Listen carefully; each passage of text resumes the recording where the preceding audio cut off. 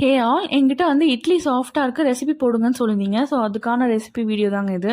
நான் எப்போவுமே எப்படி ஊற வைப்பேனோ அதே மாதிரி நான் காமிச்சிருக்கேன் இதில். இப்போ இந்த கிளாஸ் அளவில் நான் வந்து 10 கிளாஸ் அளவுக்கு டிஃபன் அரிசி எடுத்துக்கிறேன். 5 கிளாஸ் அரிசிக்கு 1 கிளாஸ் உளுத்தம்பருப்பு ரேஷியோவில் மொத்தம் 10 கிளாஸ் அரிசிக்கு 2 கிளாஸ் உளுத்தம்பருப்பு போட்டுக்கிறேன். அரிசியில் நான் வந்து 2 கைப்பிடி செகப்பு அவுல் சேர்த்துக்கிறேன். இதுதான் உங்களுக்கு அந்த சாஃப்ட்னஸ் கொடுக்கும் இட்லிக்கு. ஸோ நான் நைட்டு ஃபுல்லாக ஊற வச்சிடறேன் வாஷ் பண்ணிவிட்டு. உளுத்தம்பருப்பில் 2 ஸ்பூன் வெந்தயம். ஃபஸ்ட்டு நான் வந்து காலையில் வந்து நான் அரைச்சிட்டேன் மாவை. ஃபஸ்ட்டு உளுத்தம்பருப்பு மட்டும் போட்டு அரைச்சிருக்கேன்.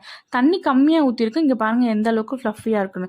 இந்த அளவுக்கு ஃப்ளஃபியாக திக்காக நான் வந்து எடுத்திருக்கேன். சரிங்களா, அதை அரைச்சி எடுத்து வச்சாச்சு. நெக்ஸ்ட் வந்து நம்ம அரிசி போட்டுக்கலாம்.